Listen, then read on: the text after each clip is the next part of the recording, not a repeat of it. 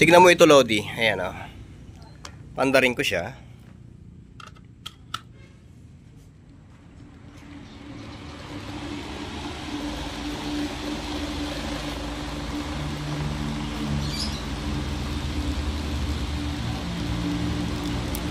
Nagsuswing naman siya pagka naabot niya yung granahe o yung spline ng gear.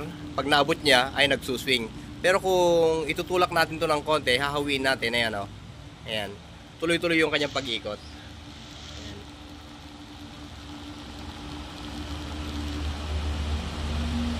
Nagbigay tayo ng pressure dito. Ayan, oh. Ayan. Tulakan natin ng konti.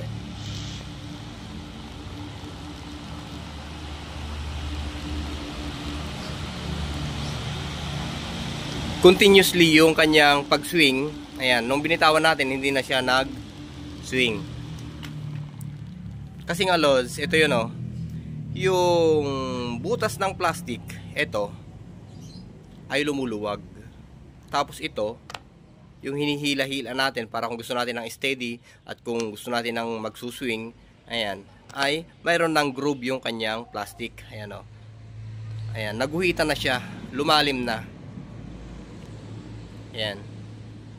Nasakto naman dito sa labi ng plastic na to.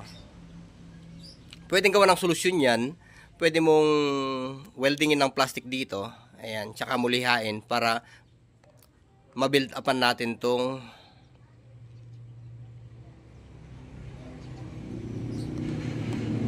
parts na to. Ayan.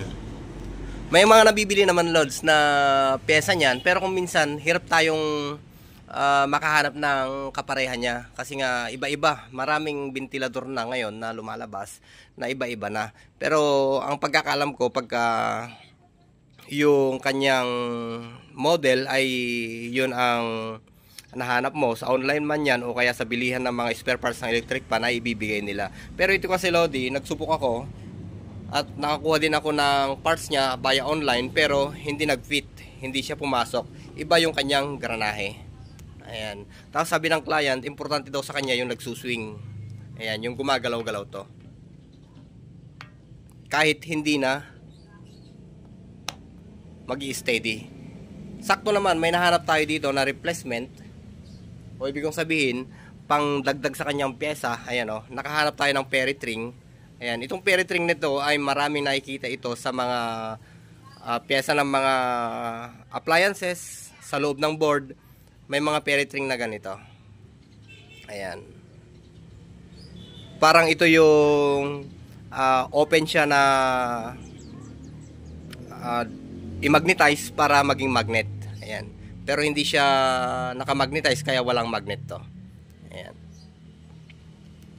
Pero pagka pinadaan sa magnetize to, isashock siya, magkakaroon ng magnet. Pero ito, nakadesign talaga na wala siyang magnet. Pero kaparehas ito ng mga magnet nating nakikita na mayroong dikit. Ito lang, ang kaibahan lang ay wala siyang, hindi siya na magnetize, okay? So, ito, ipapasok natin dito. Ayan. Pero, ang problema, hindi na nila magagamit to ng steady. Puro swing na lang ng swing yan. Para maiwasan natin yung, ito, pagkalog ng pyesa na to, itong parts na to, ayan, oh. Kumakalog na kasi yan, maluwag na yan, oh.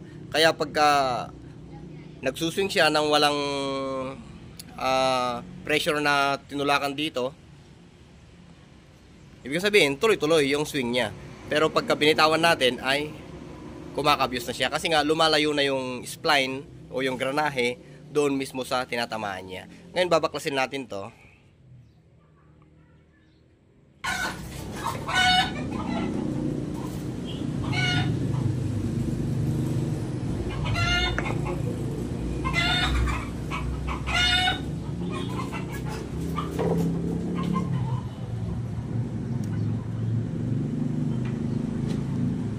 Ito yung sinasabi ko kanina, Lods. Ayan, oh.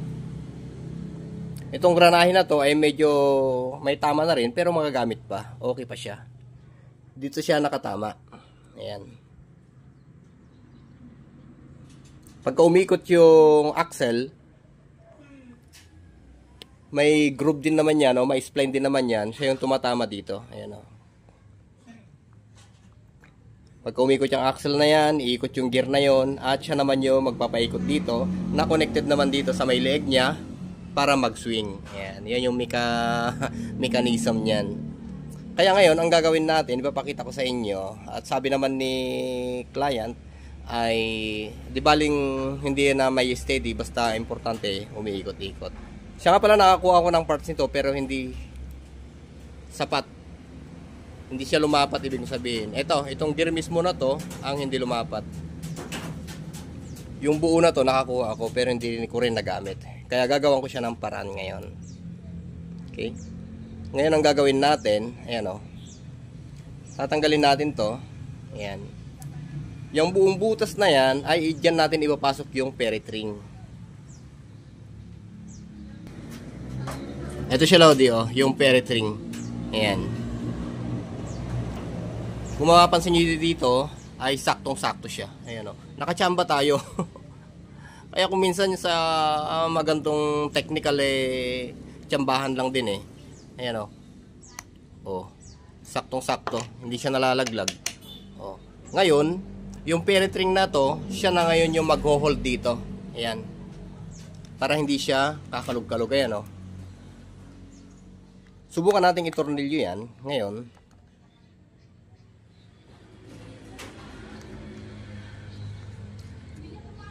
sa lahat, Lodi, hindi naman pare-parehas yan, ano. Bali, nakachamba lang tayo ng parts na ilalagay dito, which is yung ferrite ring nga. Nachambahan lang natin. Nakita natin sa board. Galing sa printer yun, Lodi. Sirang printer. Pakita ko sa inyo yung printer. Ito yung sirang printer, Lodi. Ayan, o. Ayan. Kita nyo pa yung mga ink niya. Ayan yung kabitan ng ink. O repilan ng ink. Ito yun. Ayan, o. Siya yan. Ito yung ferrite ring na yan. Yung nakita natin. O yung kinabit natin sa electric pan na yan. Ayan o. Connected pa siya dito. Kaya kung minsan, yung mga ganyan na naka-junk na parts o yung patapon ng mga gamit, magandang mag-stack na mga ganyan. Pero pagka masyado ng marami, kalat na yan. Okay? Pero maraming papakinabangan. Ngayon ay andito na yung ferrite ring.